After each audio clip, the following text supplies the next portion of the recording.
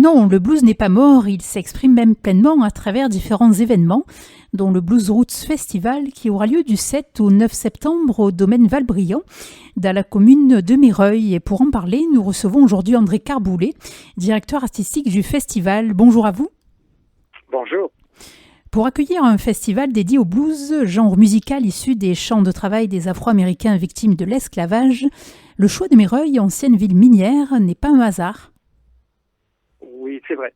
Ça a été même le choix qui a donné cette idée, ce thème, et parce que depuis 150 ans, l'extraction du charbon a créé une communauté de gens solidaires, de gens qui, à travers leur travail quotidien, ont besoin aussi de vivre de grandes émotions. Et le blues est une musique populaire, est une musique qui a ensuite donné le rock, a donné toutes ces musiques qui sont aussi parfois des musiques de rébellion, mais qui s'expriment ensuite par une forme d'espoir et d'espérance.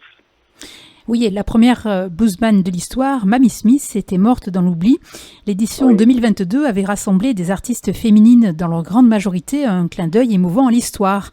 Alors ces 5 ans d'existence confirment l'ancrage du Blues Roots Festival sur le territoire, un jeune festival qui a donc résisté à la pandémie du Covid et qui se caractérise par son esprit de partage avec le public, tous les publics d'ailleurs. Oui, tous les publics. Ce qui était important pour nous, par exemple, c'est de croiser intergénérationnel. C'est d'être vraiment dans d'être tous ensemble. Maintenant, on a des places où les gens restent debout, le public reste debout parce qu'ils veulent être près de la scène des artistes, communier avec les artistes, et puis surtout l'accessibilité au niveau des tarifs, parce que chaque soirée c'est 2 concerts. Et les tarifs réduits, les tarifs d'accessibilité, ça commence à 15 €, donc c'est 15 € et c'est gratuit pour les moins de 12 ans. Voilà, donc c'est vraiment important pour nous qu'il y ait aussi cet accès à la musique. Des tarifs préférentiels également pour les habitants de Méreuil. Oui aussi, et oui, parce que ça c'est important que les habitants de Méreuil se sentent au-delà d'être concernés. Voilà, ils sont. C'est vrai que, pour vous donner une idée, nous avons une toute petite jauge. Aujourd'hui, c'est ce qu'on appelle une jauge à taille humaine, et ça, c'est important parce que ce qui va faire la force du festival, ce sont ces bénévoles. Et nous avons pour une petite ville comme Méreuil entre 30 et 50 bénévoles qui prennent leurs vacances pendant la période du festival pour être là, pour accueillir et pour servir le festival. Et ça, c'est absolument... Cet engagement des Méreuillais, des Méreuillaises est exceptionnel. C'est dire l'importance de ce festival pour la ville. Et avec la Sainte-Victoire pour écrin, la musique en est magnifiée. Alors avant d'aborder le programme détaillé de l'événement, il faut préciser que vous avez souhaité rester fidèle à l'esprit initial de ce festival en accordant de l'importance à chacune des variantes du blues. Oui, c'est vrai, parce que le blues est à l'origine de toutes ces musiques du XXe siècle. Et quand on parle blues, on parle ensuite de ragtime, l'origine c'est le gospel, le work song, ce que vous disiez tout à l'heure, les chants de travail. Mais c'est vrai que ce qui s'est passé ensuite pendant 80 ans, à travers les ragtime, ça c'était cette musique, les boogie-woogie, ensuite avec au piano, et ensuite c'est le rock, ensuite c'est le soul funky, les musiques folk. C'est chaque fois les 3 accords de blues qui permettent d'avoir cette grille, on appelle ça une grille en musique, avec 3 accords, qui sont tout à fait, qu'on reconnaît dès les premières notes, et qui ensuite sont aussi la musique pop. Donc le blues est la musique la plus générale, mais d'un sens qui donne la source à toutes les musiques. Et c'est vrai que ce festival, comme vous dites, est le reflet, parce qu'on a du blues rock, on a du blues boogie, on a du blues funky, on a du blues soul, avec sans doute le plus grand aujourd'hui qui représente à la fois le blues, le gospel et le soul, l'artiste Sugar Ray Redford dont on va parler tout à l'heure. Donc c'est important pour nous d'avoir tous les univers de blues. Et en cette année charnière, vous avez donc convié 3 légendes du blues, dont 2 américaines bien entendu, mais aussi le pionnier de l'harmonica en France, Jean-Jacques Milteau. Oui, on va dire que chaque soirée a sa légende. Et c'est surtout aussi pour diminuer les premières parties dont on va parler. C'est vrai qu'ils sont plus jeunes, mais Jean-Jacques Milteau, c'est celui qui en 50 ans a donné plus que ses lettres de noblesse à l'harmonica, parce que lui, il est parti comme un vrai bluesman dans toutes les directions. Le blues et sa vie, c'est là où il s'exprime le mieux. Et à la fois son émotion et son partage avec le public, mais il est aussi allé dans les musiques de film, Touche pas au Grisby, ce solo merveilleux d'harmonica dans sa limpidité, sa simplicité, sa musique, c'est Jean-Jacques Milteau. Et puis ensuite, il a accompagné Eddie Mitchell, il a accompagné les plus grands chanteurs, parce que pour lui, la musique, c'est ça aussi. C'est de ne pas rester compartimenté avec une étiquette. Et l'harmonica est l'un des instruments typiques du blues. Et d'autres instruments associés au blues seront au programme lors du jam session. Contrebasse, piano, batterie, un accès libre à la salle Jean Monnet. Avec quels artistes ? Avec deux très très grands artistes, trois grands artistes. Mais il y en a deux qu'on connaît très très bien à Marseille parce qu'ils font, comme on dit dans le métier, ils font la carrière. C'est les frères Levent.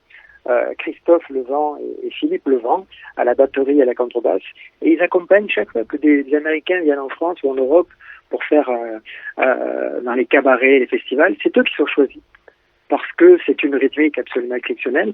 Et la jam session, c'est important parce que le concept, c'est de 14h à 16h le samedi 9 avec les frères Levent et Philippe Duchemin.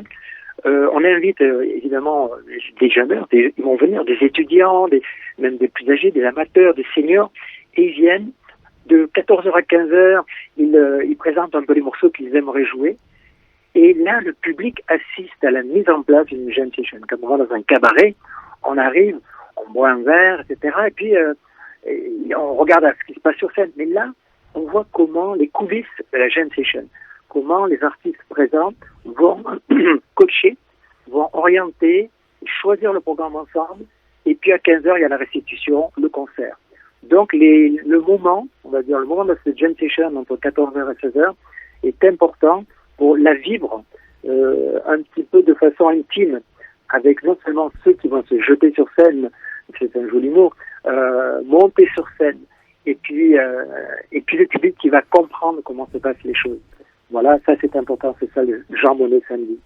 Vous nous donnez déjà envie d'y aller. Alors il faut mentionner aussi la présence de Julien Brunotto, plus connu sous le nom de Jules, associé à Niki, alias Nicole Rochelle. Laquelle a incarné Joséphine Baker, icône de la lutte contre le racisme, et dans un festival consacré au blues, cela fait sens. Oui, ça fait sens, et puis ce qu'elle représente aussi, Joséphine Baker, par rapport à sa vie, vous le soulignez, et puis ses engagements, sa vie aussi personnelle, la façon dont elle s'est consacrée corps et âme, en plus de non seulement dans la résistance, mais tout son parcours, Joséphine Baker. Et Nicole a cette énergie, c'est Niki, évidemment, son nom de scène, parce que sur scène, elle joue, elle danse, elle chante, avec cette générosité sur scène. Et c'est vrai que si on l'a choisi pour incarner Joséphine Baker, elle a ce sens. Et puis Julien Brunotto, lui c'est un des plus grands pianistes européens, spécialisé en ragtime, le jazz évidemment, mais ragtime, le boogie-woogie, le rhythm and blues.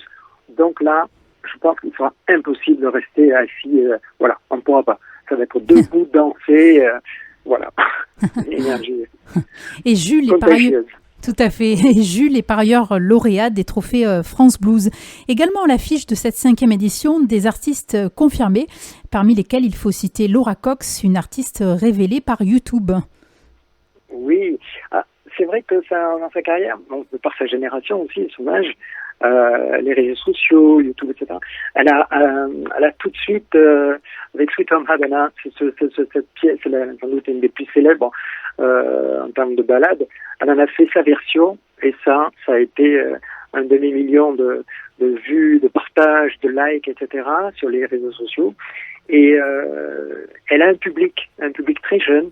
Et maintenant, étant donné que c'est une guitariste extraordinaire, qu'elle chante avec sa voix et son énergie, elle est plus blues rock. Elle a été aussi invitée dans des festivals de hard rock, mais ça prouve aussi son énergie et sa volonté au-delà de sa musicalité, d'engagement. Laura Cox est une belle artiste. Elle est franco-anglaise, elle a la double nationalité.